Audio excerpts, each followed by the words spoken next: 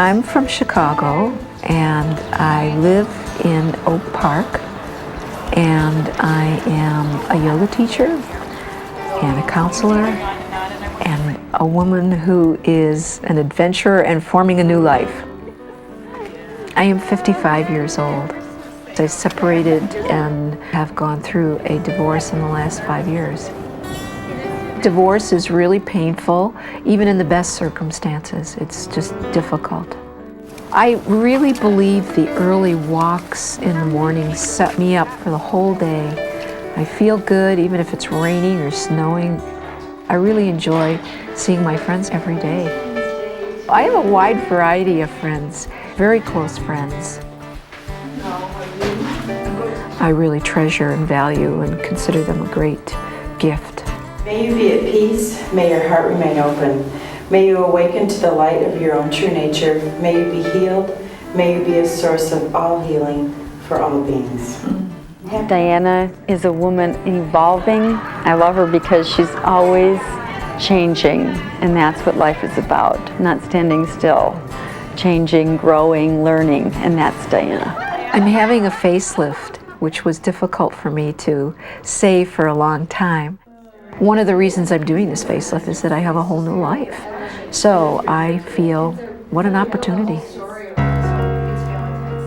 I'm having my crepey chin pulled back, and then this little waddle here will be removed, and then these little, I don't know what they're called, will be removed also. I'm just hoping to achieve a cleaner line, a smoother neck, and just an overall more youthful appearance.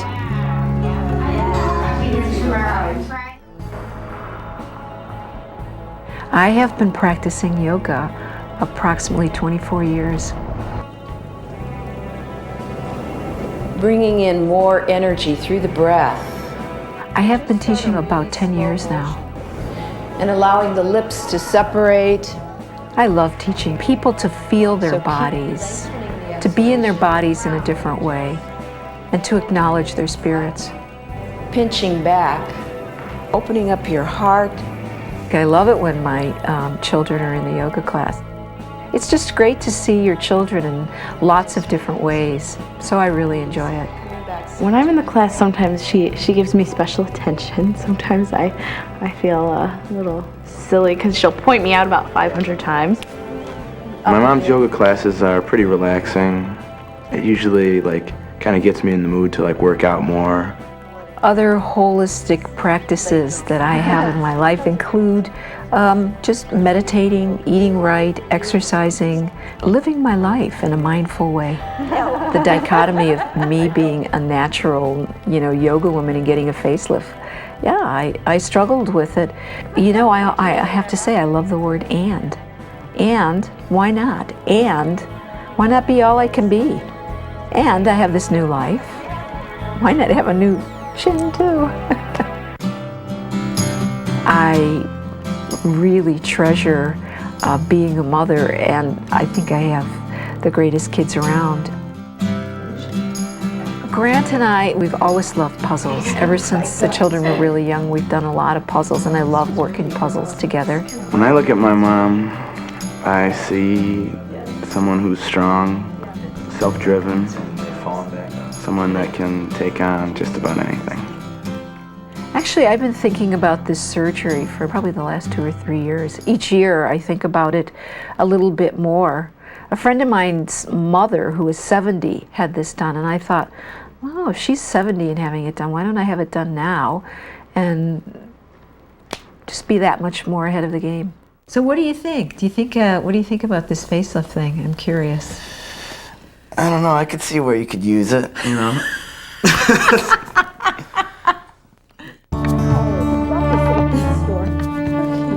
One of my favorite things to do with my mom is going to a bead shop, and there we'll make bead necklaces or bracelets for one another. She is one of my best friends, in a mother sort of way. It's a different kind of friendship. Okay, look at this beautiful red. Oh, I do like. Isn't it? I think when I first told Shayna about the surgery, she was shocked, and maybe even a little disappointed. It was a shock. At first, I told her that I felt like it was kind of an oxymoron that she was a yoga teacher and getting a facelift, but at the same time, if that's what she wanted to do, if that's what made her happy, then I thought she should do it, and I told her that. In the churches with a I don't think there'll be a drastic change, but I think it will be slightly noticeably nicer. I mean, just softer, less crinkly, and a little more youthful. Here is your good luck necklace for your surgery, so that it will make a miracle for whatever you want done. I'm going to be on the billboard for the best. So I christen thee the best neck, the miracle. Here, let the me best sign it. neck in Oak Park. Yeah.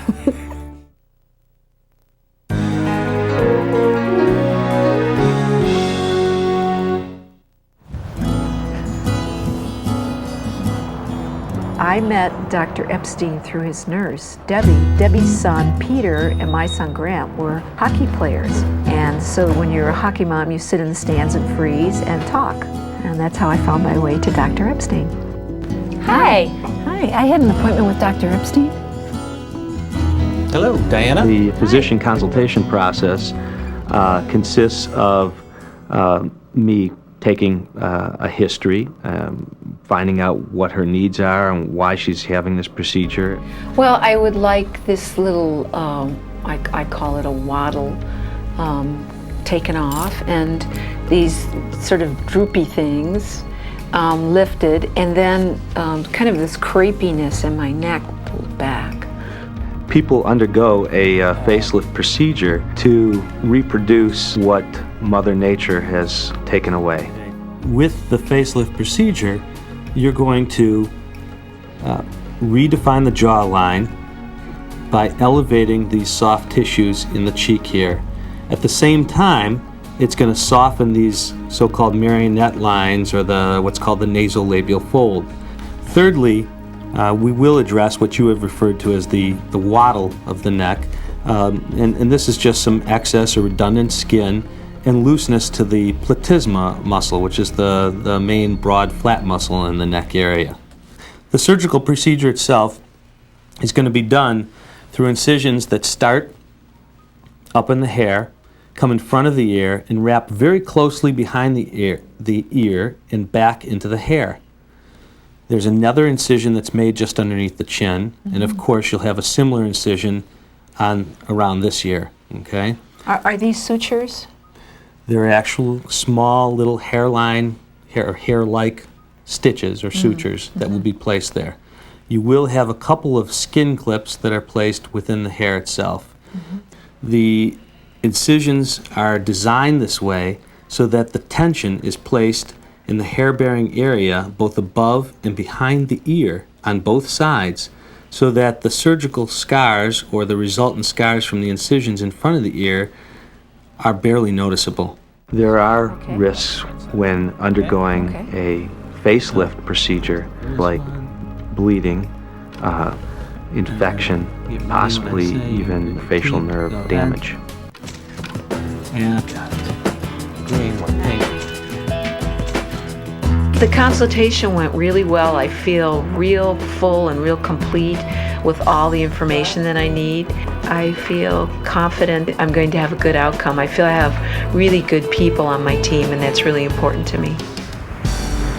I'm going to see my dad and tell him in person. He's 91. He lives by himself. He's plays chess with people 30 years younger than him and beats them. Now, the proper move is to stop me, is to move over here. Oh, okay. I tell my 91-year-old dad that I'm going to have a facelift. He'll say, "Honey, you don't need it. You look great just the way you are." Hey, Dad, I have a surprise for you. What is it? I'm going to get a facelift. I think you're a beautiful girl, just the way you are. But you'll never hook the fish unless you hook out the right kind of bait. I mean, for your age, you don't look a day over 65. Well, I think it's something that I'm going to move forward with, and actually I'm quite excited about. Good, good. Am I nervous about the surgery? Not at this moment. I think I might be a little tomorrow, but I really am not nervous about it at this moment.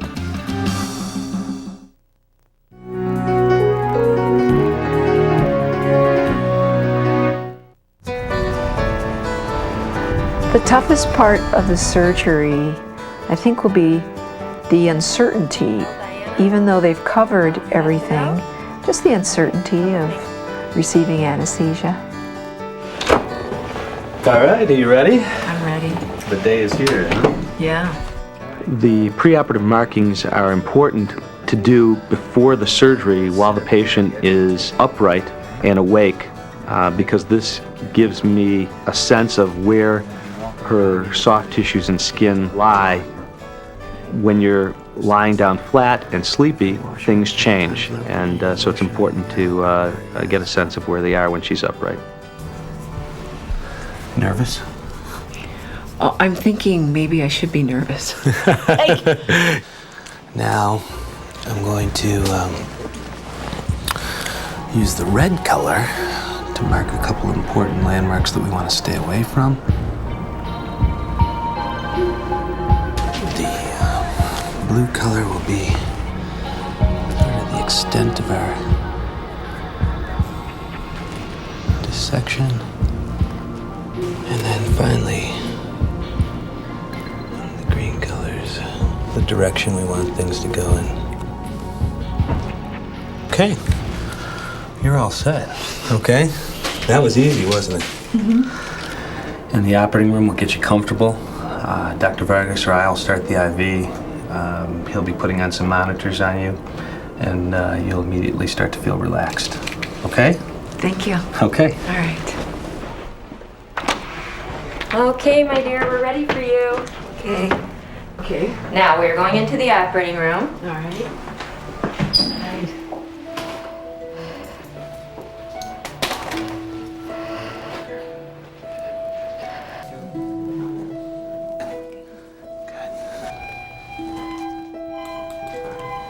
Right now, we're preparing the skin and hair. Okay. And we put antibiotic ointment in the hair primarily to keep it out of the way during the procedure, because many of the incisions and the work is done in the hair on purpose to camouflage the scars. The next thing I'm going to do is infiltrate the skin with a dilute local and epinephrine solution. The epinephrine is there to shrink up the blood vessels so that there's less bleeding throughout the operation and better visibility. And then, of course, the local or the lidocaine is there to anesthetize her. As you can see, she's not completely under a general anesthetic. She's not completely asleep.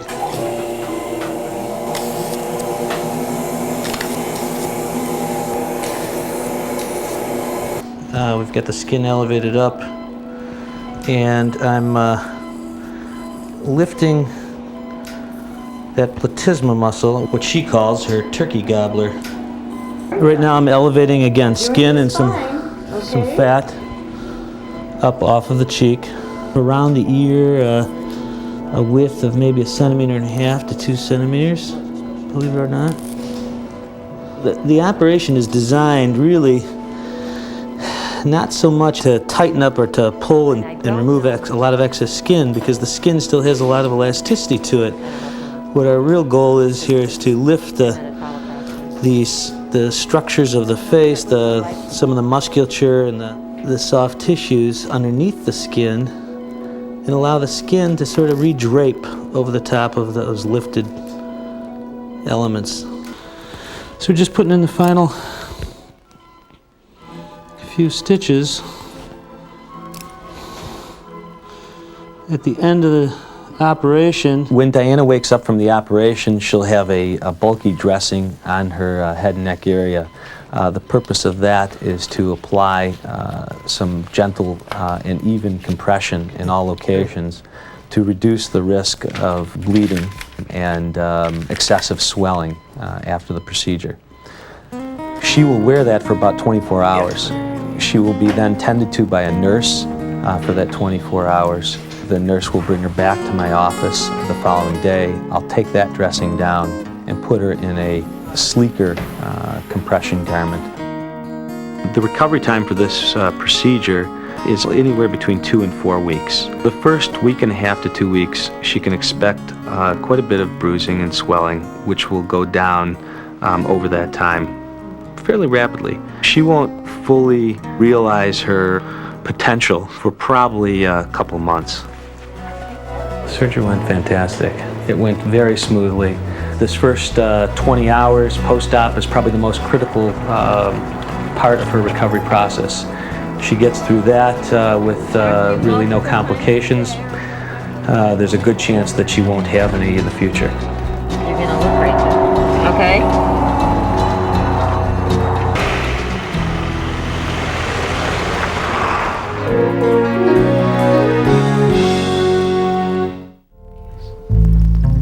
I don't think that the recovery process was hard at all. I just felt incredibly tired and didn't have much energy. The anesthesia, it's difficult on your body. In regards to pain, there was really not much pain at all. I would say it was more of a very uncomfortable feeling behind my ears. As the stitches started to heal, a real tightening behind my ears, growing very uncomfortable. How's the patient? Hi, good morning. How you doing? All right. How was your night? My primary reason for seeing Diana the next morning after the surgery is to remove the dressing that was applied, also to evaluate any potential problems that she may have endured in the first 24 hours. So first thing we're going to do is I'm going to help you get out of the bed, and then we're going to have you sit on the edge over here so I can be on both sides of you. After the bandages were off and the swelling went down, I was surprised because the structure of my face, I was sort of scared because everything was so tight and even my jaw was kind of pointy, and I thought, oh my gosh, it's too much. Oh my gosh. Don't look at the hair. I couldn't see a big difference at all because I was very swollen in the beginning, and it was hard to see what I really look like. And they said, you'll keep changing daily. I felt like I was morphing, morphing continually, you know? Okay. For the first week and a half to 2 weeks, she can expect quite a bit of bruising and swelling, which will go down over that time fairly rapidly. She won't fully realize the potential of the results for probably a couple months. All right? Okay. Thank you. You bet. When I first came back to my yoga class, I have to say that I struggled with this surgery, being a sort of an organic person, and to openly tell my classes that I've had this surgery was difficult. So the first time back, several of my students came up right away and just said, you look fantastic. And I'd do it in a minute too. And so that actually was quite comforting. And as time has gone along, I'm quite comfortable with saying facelift because I thought, oh, I'm not the kind of woman that would ever have a facelift.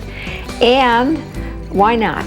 You know, I'm in a whole new chapter of my life. I didn't make a drastic change. I just feel I sort of slowed the aging process. It's interesting in terms of the surgery. I do feel more comfortable wearing a scoop neck, and I also stopped wearing a lot of necklaces that were close to the neck. And now I find myself wearing those and being quite pleased about it. So I have made a shift in terms of what I'm wearing. Jewel necks and things like that. These flowers. I know, this color is... I'm really grateful to just to have an extra few years because I'm in a time of my years when the aging process is definitely moving forward, and I'm sort of grateful to have a little reprieve of sorts. So I'm wondering, you know, here I was, this sort of natural mom making homemade granola and yogurt and no sugar. And no sugar in the house. And so here I am 20 years later getting a facelift. There's always the and in life, right? Yeah. In the beginning, I was very shocked and very apprehensive about the surgery due to the fact that it seemed to go against every principle and every belief that my mom had. But the end result is she is happy, and so that makes me happy. So I think that the surgery for her was a good thing. I would say the facelift is sort of icing on the cake. It's not going to make me change, and it hasn't made me change, and it won't make me change in any great way. And yet, it's an addition that's quite a part of who I am. Just the next step on my journey. I can see the improvement. Some people haven't even noticed, whereas others kind of have. I think the doctor did a really nice job with keeping it nothing drastic, but at the same time, I think she looks a lot younger. She does. She looks very good. I like the effects. I'm still the same person, but I just look better. I would say that if you have the time and the money and you really want it, go for it. I think it's real important to look at your motivations. What are you really wanting from this? If you're having the surgery thinking, oh boy, I'm going to meet a man, I think that that would be fruitless. But if you were to want the surgery to just enhance your life or just be more of who you are or just feel a little bit better about yourself, then I would say go for it. He's in the back seat of the car, right?